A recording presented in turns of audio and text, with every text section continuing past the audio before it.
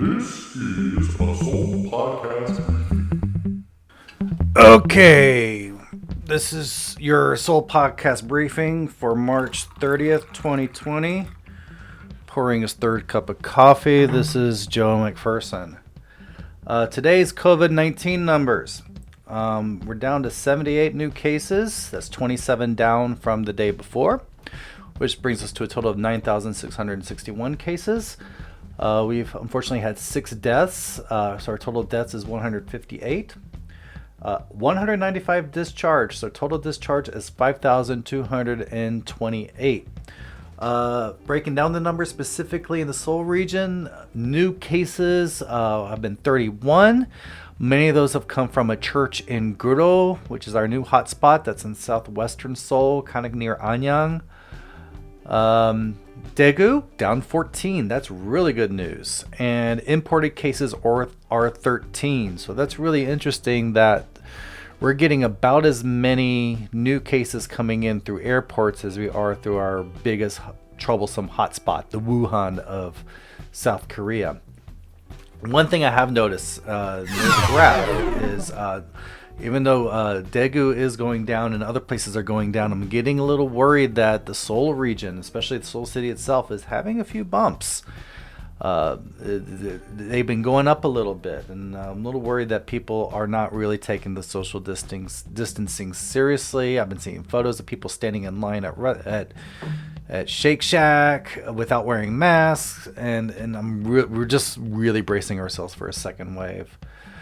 I've also noticed that when Seoul numbers are going up, it seems to be a weekly cycle, which to me suggests that might be the churches. We have looking at different clusters, and Seoul itself, it is the Guro-gu call center. Again, that's in southwestern Seoul, and that's separate from the church. That's the new hotspot. But there's also Dongan Church has also been a hotspot in Seoul. In Gyeonggi, it is also the Guro call center because Gyeonggi is the donut that goes around Seoul, and Guro is right on the edge of Gyeonggi province in Seoul. Grace River Church and Bucheon SaengMyeongSu Church. So in Daegu, it's mostly hospitals and that are the clusters, and in other locations around Korea, it falls into 3 patterns: nursing homes, hospitals, and churches. And then if you talk about Sejong City, a few government offices. This has been interesting. I do listen to a lot of news shows and podcasts all over the political spectrum, and one of them is NPR Money. And one of their recent episodes, they're talking about the difference between risk and uncertainty. Now, they're talking about this in economics. And the difference between a risk and an uncertainty is with a risk, you tend to have a lot of information to make an educated guess. In uncertainty, that information is taken away from you. And I would say in South Korea, I would say that we're living in a situation where we can take logical risks, whereas opposed to maybe the UK and the US, they're living in uncertainty. The reason being is that we're in South Korea, we're tracking a lot better. We know where new cases are. We know where they have been. I just got off the phone with my brother in Houston. They're living in the dark. They don't know where the new cases are. Even the ones that have tested positive, no one is releasing any information. Now, people don't need to know the person's name and their address, but generally knowing locations of where they've been, this puts a lot of minds at ease and reduces the amount of fear.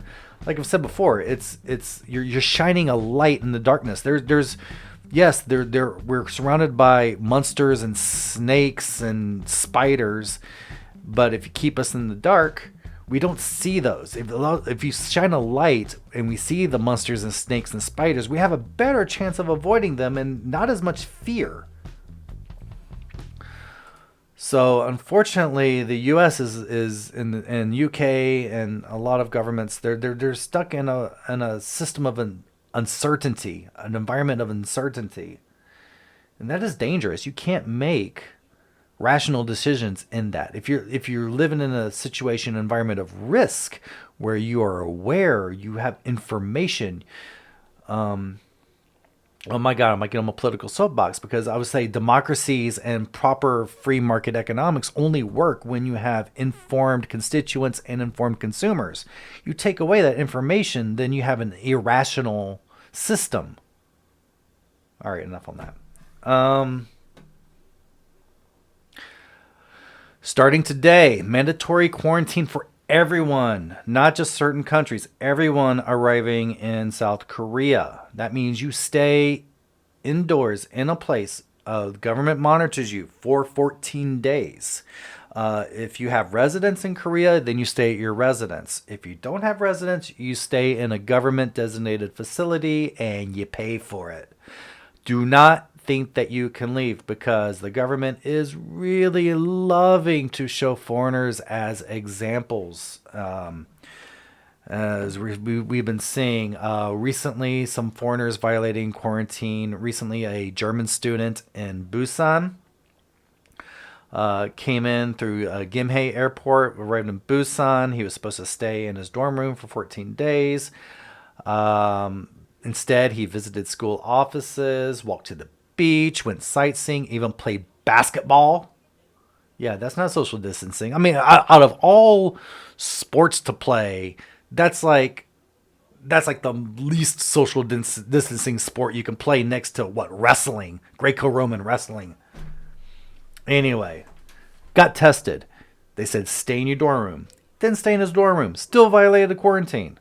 Went to a coffee shop, 2 bars, school cafeteria. Then tested positive. Uh-oh. All right. So, boom. Again,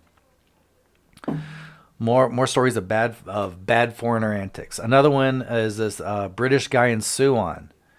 Returned from Thailand. Already had symptoms. Still, day after returning, visited many places, borrowed a friend's car, rode the bus, rode the subway. I think he was just, wow, it's like I'm just going to spread my snot everywhere. Even though he was supposed to stay in quarantine, got tested, like the German guy, still went around and did shit because, I guess foreigner immunity or something. I don't know. You pulled the foreigner card, think, oh, rules don't apply to me. Played indoor golf, which better than basketball is if you're saying, if you're talking about sports. Golf, you have a lot less social distancing. A lot more social distancing. Yeah. English language, man. I've totally forgot it in 16 years here. Went outside, no mask, because, in Western culture, mask is considered a form of weakness or some type of silly, cartoonish machismo bullshit. Anyway, both of these jokers, they were in contact with everyone. They're now under quarantine. Suwon government's going to make an example after that guy. Don't become another example. Because they want to use every excuse they can to throw the spotlight on anyone but themselves. And foreigners were the easiest scapegoats because we had the least power in the society. So please, don't be a COVIDiot, please. On other news, this is foreigner related stuff. A few of the governments, Gyeonggi government, Seoul government, I think Gangwon province government, they're offering payouts. They're not giant payouts, but still payouts to all residents in their jurisdictions. Unfortunately, they're excluding foreigners from this. And I'm not talking about tourists and students. I'm talking about registered tax-paying foreigners, tax-paying foreign residents, people who have families, people like me who are on an F5 visa, which is the equivalent to a green card. I actually vote in local Korean elections, but I'm not considered a resident for some reason. I am a registered resident. So anyway, it's even though the payout isn't that big, it is a little distressing, the message it sends. Yes, I am not a full-blown Korean citizen, but I would like to think a lot of us are participating members of society. we're part of the society. And so this is just sending a message that we're subhuman. My wife has a different take on that because she has more of a Korea-centric take on it because she's Korean. Anytime I say anything about her, what can easily get her riled up is saying anything about the Chinese, and she'll get all upset about anything about the Chinese. I try to calm her down about that because here we are in Korea, say please don't discriminate against Chinese, and then she's all like Chinese. Anyway. But her take is this is quoting her, is, Chinese students, foreign students are able to come here and get free testing and everything paid by the taxpayers. But the foreign residents who actually have families, who actually do pay taxes, don't get anything from the government. And that's not asking for much. We just want acknowledgement. And it does very possibly violate the human rights treaty that Korea signed a long time ago. But, Korea has a habit of violating that whenever it's convenient. But if you think this is not right, there is a petition that you can sign from the Blue House, from the presidential office. If there's enough signatures, they are required to take it seriously.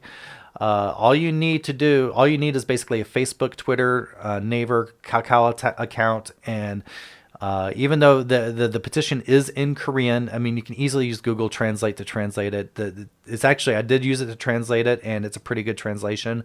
But all you got to do is scroll down to the bottom, sign in through your Facebook account, and just click I agree and click the blue button, and you're done. It's that easy. I have a link to it in the show notes.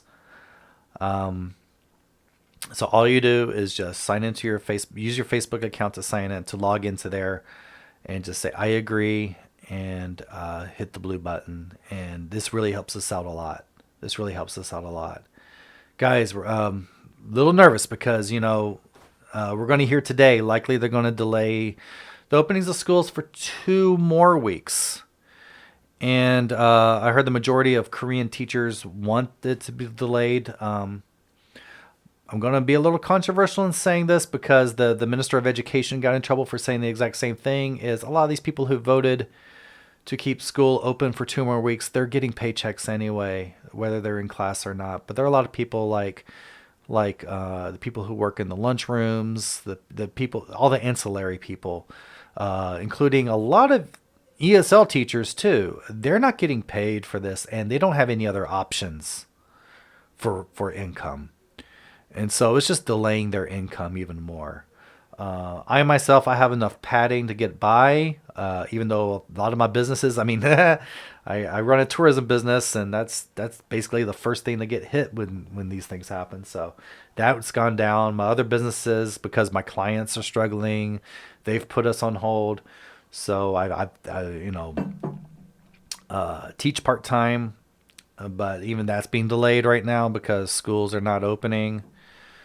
Be prepared. Likely it's going to be 2 more weeks of this. In the meantime, I might as well just plug other stuff we're doing. We have another podcast from our Dark Side of Soul Ghost Walk. We do have a Dark Side of Soul podcast. Go to darksideofsoul.com/podcast and listen to that. We have 2 episodes up right now. More have already been recorded. We're editing them right now, getting them in the bag.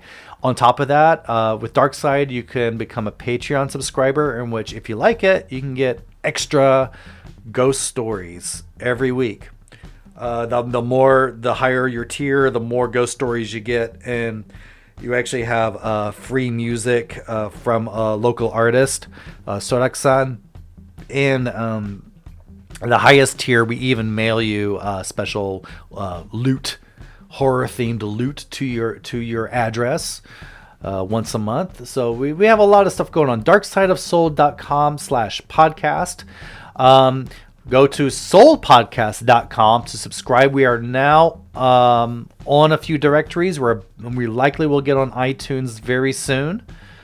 Also, we are on YouTube at youtube.com/SaengKimchi, depending on how you're watching or listening. So please like and subscribe. That would do us a big favor. Leave comments. Try to be nice. And please help us out. We're all in this together.